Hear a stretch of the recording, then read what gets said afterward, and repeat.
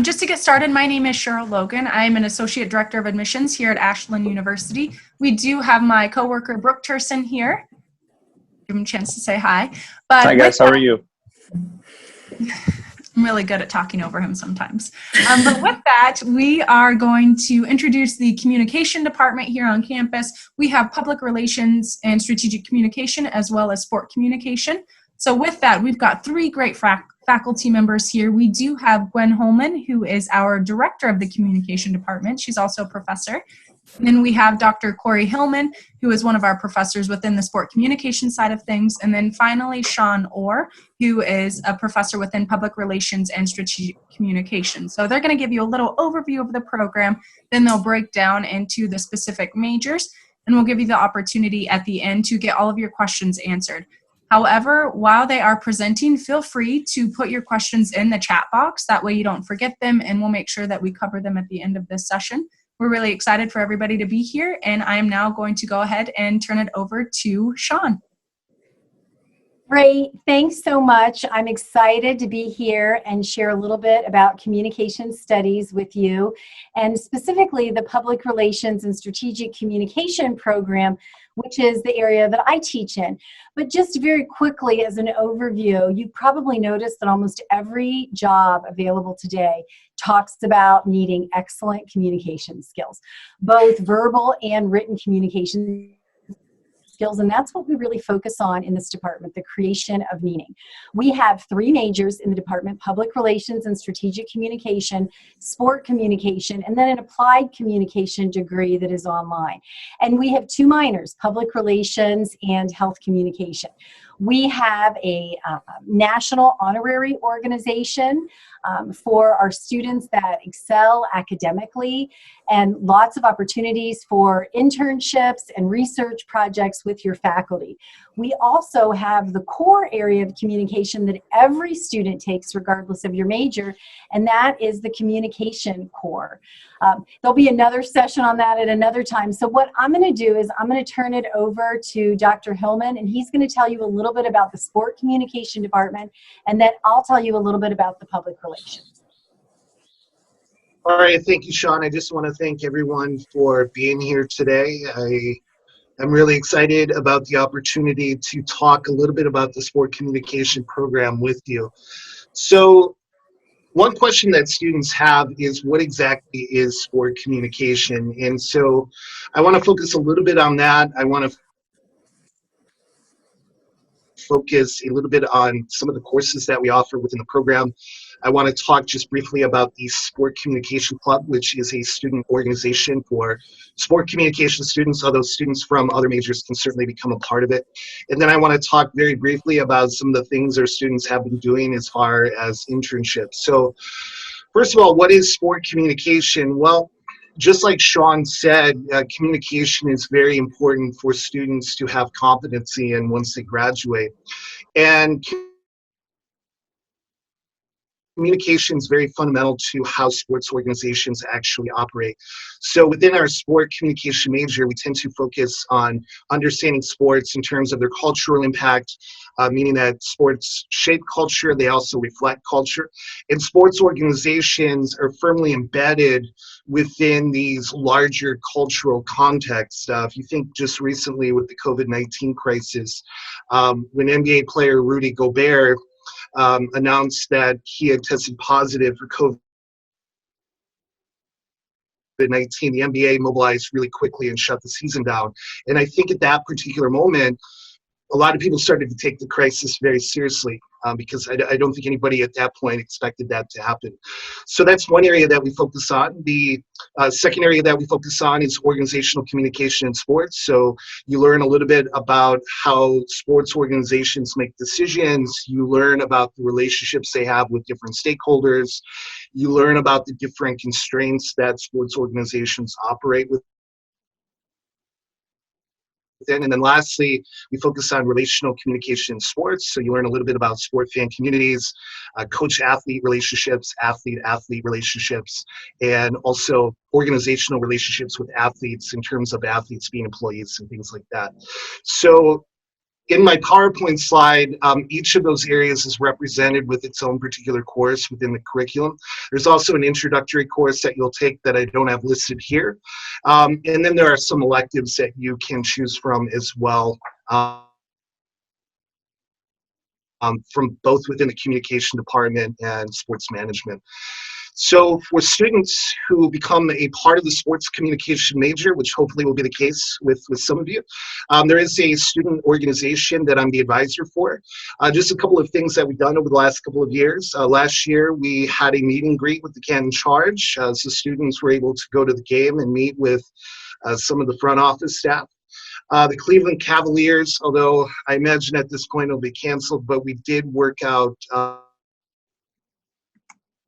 an opportunity for students to participate in the sports psychologist night, where they were supposed to have met with the team sports psychologist, tour Rocket Mortgage Fieldhouse, go to the game, obviously. So that class is really about helping students build relationships within the major, because you never know, you could be helped out someday by someone who graduates from our major who could help you land a job somewhere. So the last thing that I want to talk about are internships. So I've been here since August of 2018. So here I list of internships that students have done with different organizations. Most of these are situated in Ohio. So Dayton Dragons and Akron Rubber Ducks are minor league baseball teams. The Cincinnati Reds, obviously a Major League Baseball team. The Rydell Corporation, which is a large football helmet manufacturer. And then I also had a student who did an internship with the Special Olympics back in Indianapolis just this past summer. So a lot of really exciting things that are happening within the program. And I hope that you really take the time to consider sport communication as a possible major once you come here to Ashland University. So I guess that's everything that I planned on talking about. If there's any questions, feel free to put them into the chat box and I'll answer those questions for you. So thank you. Great. Thanks so much, Dr. Hillman. This is Sean Orr, and I oversee the Public Relations and Strategic Communication program. And I want to start off by saying this is not a comprehensive program, which means every student will have a minor or potentially a double major. Many of our students choose to double major in an area and they're able to do 2 majors and still finish their program in 4 years. This major is really about the development and management of strategic relationships between organizations and all of the publics.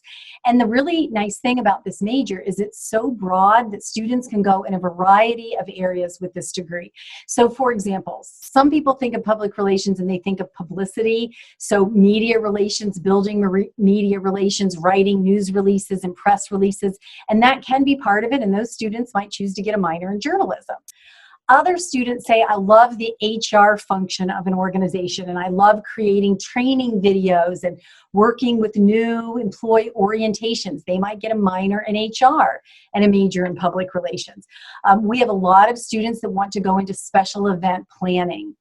So they major in public relations and maybe get a minor in hospitality management because they want to do things like work for the Cleveland Botanical Gardens and plan weddings and events that happen there. Here are some of the key courses that you would be taking. Obviously, excellent writing skills are key. A course that I didn't put down that you would take is Art 160.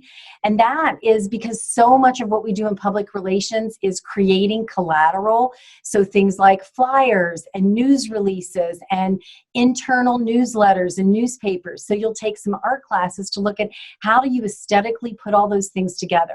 A lot of people get very involved in social media. So there's a course in strategic social media. So whether you work for a sports organization, maybe you double major in sport communication, or you work for a hospital, you might be managing the social media accounts for that organization as you build relationships with all the different publics, employees and customers and donors or investors, the community at large. So you take a really great variety of classes. One of the best things about the classes is you will be working with real life clients throughout your program. Your very first class that you will take is an introduction to public relations. And in that class, you'll have the opportunity to participate with the Pay It Forward organization, where you will work with a community partner, do volunteer hours, actually write a grant, and we have the opportunity as a class to give out $2,000 in grants every year to community partners. This year we're working with the dog shelter, the YMCA, a community garden, and whatnot. In public relations campaigns, you have the opportunity to write a campaign from start to finish, write, implement, and evaluate a campaign. This year, our students are working with the U.S. Census Bureau to write a campaign for them about how to ensure that all Ohioans are counted once, only once, and in the place that they're supposed to be counted. We are part of the Public Relations Student Society of America. We have a very active chapter, lots of guest speakers. We go to regional social media conferences. You have the opportunity to participate in a national competition if you're part of PRSSA. And in addition, it allows our students to sit for the certification in public relations, which is a really key marketing tool upon graduation. Our students intern in such a wide variety of areas. Cedar Point, planning special events, the Akron Rubber Ducks and the Akron Zips in publicity and social media, the Kroc Center, Veterans Affairs, YMCA, the Chamber of Commerce. There's just so many areas that our students intern in. One key public that we develop relationships with, obviously, is voters and constituents. And I have a student that is interning in Washington, D.C. this summer in Rob Portman's office. Her minor is political science. So this is such a fantastic major because it's so broad and you're really focusing on media creation and development. I also do want to just mention public relations and strategic communication in general is growing very quickly. About 6% over the next 8 years. They expect about 17,000 new jobs in public relations and strategic communication. In addition to all the jobs that exist, 17,000 new jobs to be created in that area. And the average median pay for a PR and strategic communication specialist is about $60,000 a year. So if you've got any specific questions about public relations, sport communication, the department in general, your core class, we would love to answer it. And we know that sometimes, I think as a high school student or a transfer student, you feel like you're kind of in this area that you know really well, and you're jumping into this great big new fishbowl of opportunity.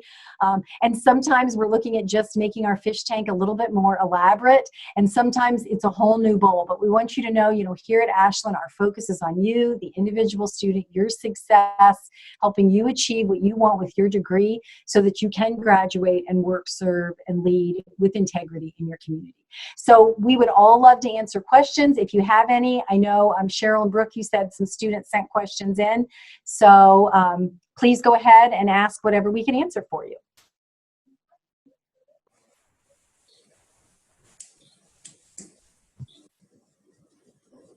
Perfect. If you will unshare the screen, we'll get into some questions. I do know that we do have Glenn on the line as well. Glenn, would you like to add anything as the department chair of communication studies on campus that maybe Sean or Corey did miss during their time talking?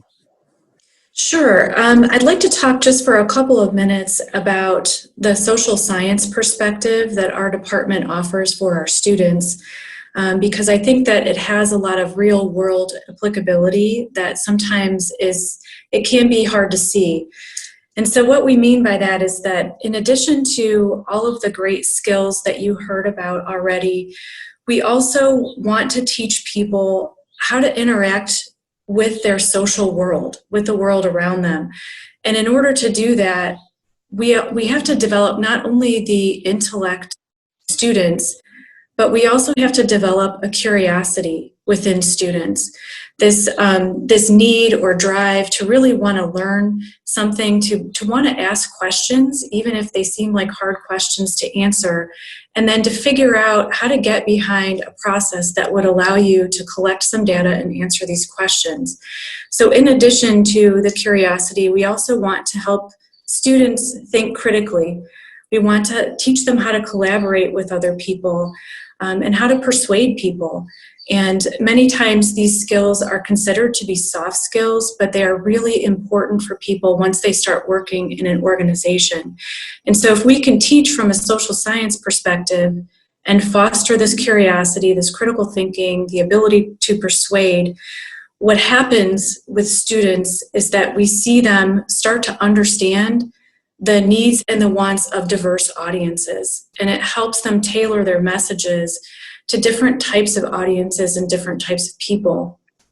Once they get into the workplace, it helps them do a lot of different things, and I just want to talk about a couple of them. One is that a liberal arts or a social science background, mainly both of them, which is something that we offer at AU, helps people create and maintain positive relationships with other people in a workplace.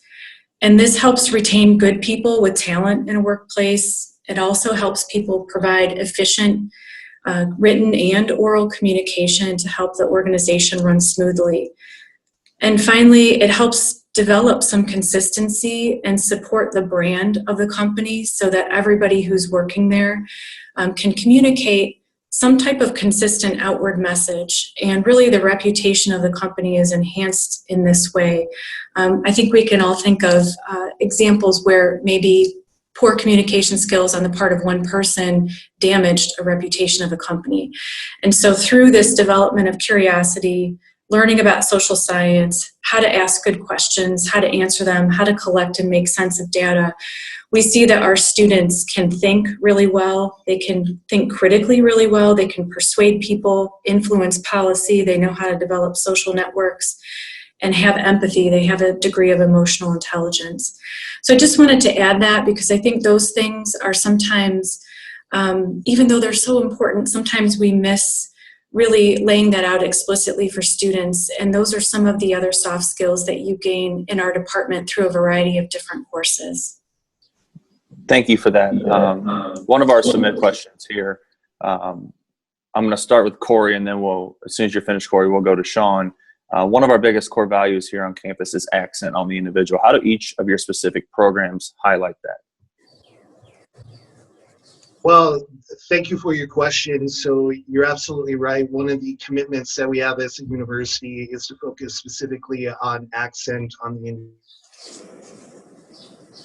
individual. And I think one of the benefits of a smaller university like Ashland, which is much smaller than University of Akron or Ohio State University, is the fact that you're able to build close personal relationships with your faculty who are there to help you every step of the way. For me specifically, when it comes to the sport communication major, I have the same students over and over in my classes, so I get to know them really well. I get to know what their strengths are. I sometimes get to know what their weaknesses are and help them improve those. So ultimately, once they enter the end of their degree program, they often come to me wanting some kind of letter of recommendation, and I can write something really meaningful on their behalf because I've developed a close relationship with them. So I think that personally is how I think I contribute to the core mission of accents on the individual. So, thank you. Sean, can you answer that question as well for us? Right. I think Corey did a fantastic job of sharing how we focus on the individual. And I think that's just a strength of the university as a whole because we are small. We have small class sizes. You will be in with your professors from your very first class, not TAs, not somebody that doesn't know you, but people that have dedicated their life to this field of study. You'll have research opportunities to either work with your faculty on their research projects or even pursue a research interest of your own. You'll work with real life clients. You'll have meaningful relationship with both your peers. So you'll develop these relationships with your colleagues, but you'll also develop them with your faculty. And I think COVID-19 is a great example of this accent on the individual, about Ashland University really being very well prepared to move into this. We already had all of our classes in Blackboard. So we were very able to quickly move to the online environment, to do synchronous sessions live with our students so that we continue to maintain that closeness and those core relationships to move forward with internships and other projects. So I think at Ashland in general, students find that faculty care very deeply about them and their success and the support systems. Our library quickly transitioned to offer everything virtually as well, our advising office, our admissions office. So it's an advantage of being part of a student here, but also really getting to have that very close one-on-one relationship with your faculty. Thank you guys for those answers. Another, opportunity here on campus, and we'll start with Gwen. I think Gwen will answer this question really well, but everyone else, please feel free to chime in. We have AUTV 20. We have the Collegian as a newspaper available on campus, and we have 88.9 WRDL as well for students to use a radio platform. How are your students in the communication programs utilizing this?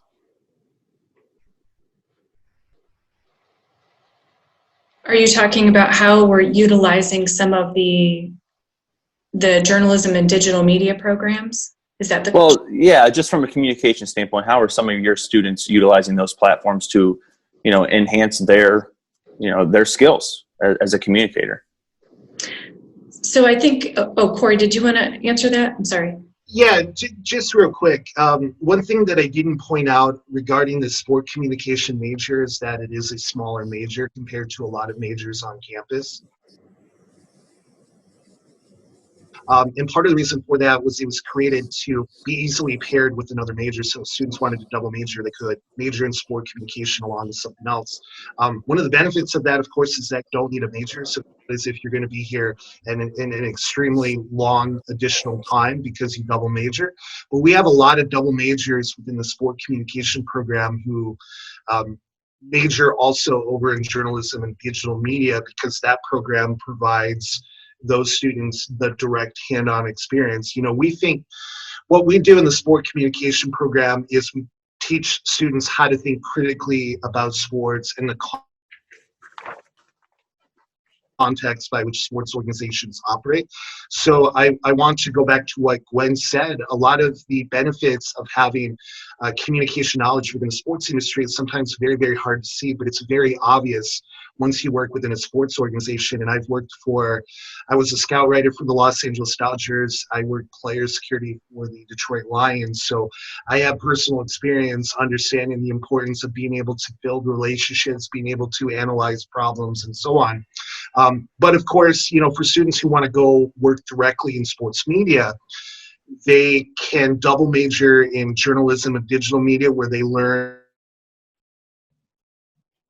all of the hand skills as far as working behind a camera or in front of a microphone or behind a microphone, however you want to put it. But then they really learn within our program how to think critically and talk about sports. And we do a lot of things with actual case studies that sports organizations deal with. So what we teach in the classroom is centrally focus on the kinds of questions and issues that sports organizations deal with all the time, and trying to use communication to help understand what those issues are and how organizations can effectively solve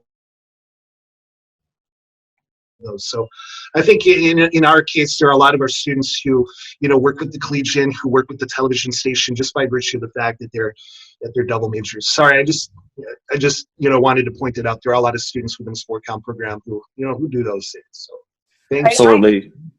I'd just like to share something very quickly as well, and that is when you do a real PR campaign, you are utilizing the radio and television and other media sources. So for example, my Babe and Case team had to determine how can we work with the Collegian and those news reporters to get stories written that earned media about the campaign. So they had to learn how to write newsworthy press releases for them. They actually created actualities, those 30-second sound bites that you send to the radio stations relevant to your campaign messaging.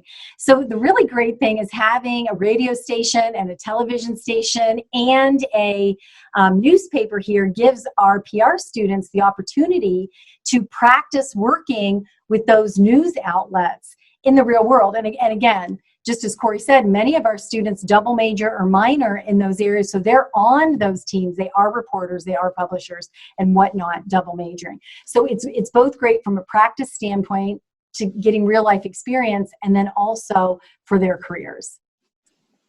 Yep, applying those skills are so important to a lot of our students here on campus. Another question, I know we've hit on the topic of internships here as you guys presented a little bit earlier, but what does that process look like for students? We'll start with Sean within your program.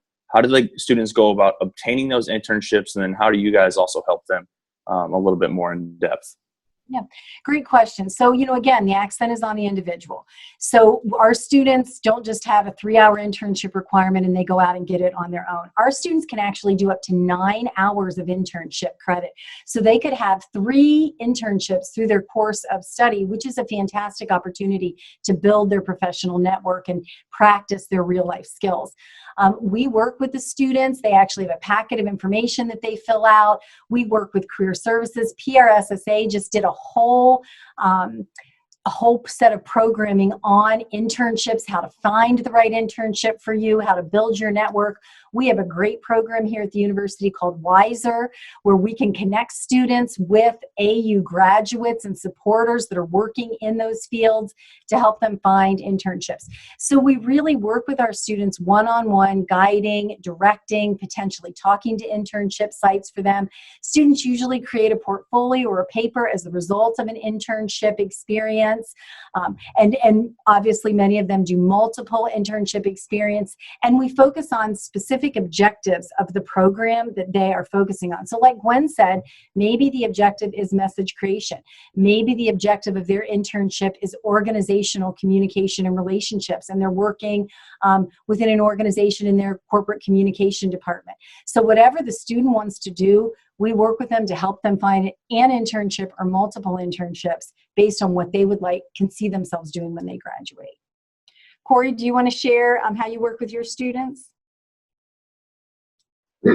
Yeah, so I think a lot of what Sean said is certainly relevant in terms of how we work with internships with students. In a lot of the cases where students have done internships under my direction, they've had an idea as to where they wanted to work. Sometimes students want to do the internship over the summer. They want to go back home. And so at that point, my job is to reach out to the appropriate people and try to set up that internship opportunity for them. And most of the time that's been very successful. If a student doesn't know where they want to intern, I sit down with that student, I ask them questions. What is it that you would really like to do after you graduate? Where would you like to work? Because, when it comes to an internship, you have a lot of options available. So it gives you an opportunity to really explore different job possibilities. So the opportunity to perhaps do an internship a second or a third time is also beneficial. There are a couple of reasons why internships are important. Number one, the students can really start to understand what when it comes to sports, what working within that world is actually like. That can be eye-opening for students in both good ways. And sometimes there are, situations where students like, well, I at least know now that this is not what I want to do, but overwhelmingly the experiences have been positive. And the second reason why it's important is because especially within sports, there are going to be a lot of jobs where the organization is going to expect you to have some kind of work experience. So that's where the internship becomes incredibly valuable. And once you get into the sports industry as an intern, it can often turn into a job. It can often turn into, you meet people who know your name, who know your face, who can sort of situate you in different directions where you can work perhaps in other positions. And so that's what we do within the internship. It's really a collaborative process with the faculty member and the student, just trying to line up something that works best for them and having a conversation about where. Well, thank you guys. We have just a few minutes left here on our broadcast, but I do want to ask one question about the core communication class that is required here on campus. Sean, I think you might want to answer that question for us. Okay, or certainly I think Gwen might have some insight into this as well, but we do have a core area at the university, communication, and there are guiding principles that guide each of the areas of the core. And it is very much that kind of social science approach that Dr. Holman was talking about. So every student needs to graduate with the ability to communicate effectively, to create meaning, both interpersonally, so in their one-on-one relationships, in groups and teams, which are key to being successful in any employment, publicly, so public speaking.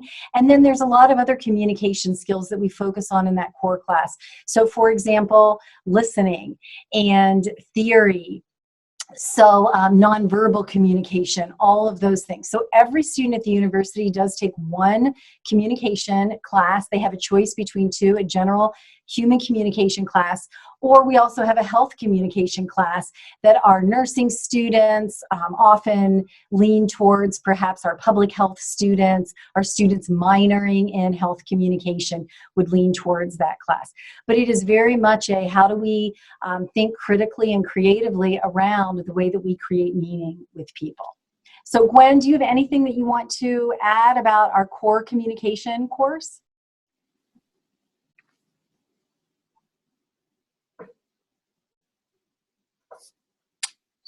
Sounds like you hit it, Sean. So, sorry about that, Brooke. I forgot to unmute my microphone. There was a plane flying over my house. Just real quick, one of the things that I like to think about in terms of our core course is that, to me, it kind of looks like a springboard where we're sort of giving students some basic skills, some basic foundational theory in communication studies, and we give them opportunities to learn the material and to practice it in a safe classroom environment. And we do this hopefully in their freshman year at Ashland. And the reason we do that is because if we can give you some basic theory and skill work in interpersonal, small group, and public speaking, we have set up additional opportunities for you to practice these things while you're here. And the hope is that by the time you get to year 4, you've started a set of skills. We've taught you how to practice and get feedback on these things in our core course, and you get really good at them by the time you leave AU. And so I like to think about that course as a springboard. We're kind of sending you off afterwards, but we're not sending you off empty-handed. We're sending you off with some really good foundational materials so that you can practice those things while you're here, and those things will be reinforced in a number of different ways before you graduate from AU. Thank you guys for that. We have just a few minutes here, so I'm going to give each of you guys about a minute each to talk a little bit more about what you want to kind of emphasize to students here that are tuning in today. We'll start with Corey and then go to Sean, and then we'll finish up with Gwen. Okay, everyone, just, once again, I want to thank you for being here today. So I've had the opportunity to teach at large universities. I was at Central Michigan University prior to coming to Ashland University in 2018. And one of the reasons why I wanted to come here to Ashland University was to teach smaller classes where, I could have more productive and engaging conversations with students and to build relationships. And one of the things that I'll say about Ashland University that's very true, specifically within our department, is that you have a collection of scholars and staff who care very much about students and who work very, very hard to do their jobs well. So you have individuals here who are incredibly committed, who are incredibly helpful. That's not just true of the communication department, that is throughout the university. We have a good collection of dedicated individuals who work really hard to make the university function as well as possible. So I hope to see all of you soon. I guess that'll wrap it up for me. I once again want to thank you for being here. So thank you. And this is Sean, and I just want to say I think you're making a fantastic choice just by being on the interview, but certainly by considering Ashland University. This is a great institution that really focuses on the individual. You have the opportunity to major double major, minor, and really focus on this time of spiritual growth and academic growth and social growth, and be supported by faculty and staff and support services. You'll make some of your best friends in your whole life when you go to college. So you're entering this really fantastic season in your life. We are so excited for you, and we look forward to seeing you in the Communication Studies Department. Certainly at any time, feel free to reach out to any of us as faculty members, whether it's about this program or just a general question about college, and we'd love to see how we could support you in your academic journey. And I'd just like to thank you for taking the time to talk with us today. We've given you a lot to think about, and so I would encourage you to consider this the beginning of our relationship with you as a student. Don't be afraid to reach out. Don't be afraid to send us additional questions. We're very accessible. I'm sure that if you work with Cheryl and Brooke, you'll be able to get our email address or possibly our phone number to answer any additional questions that I'm sure will pop up after you've had some time to digest this conversation. Thank you so much.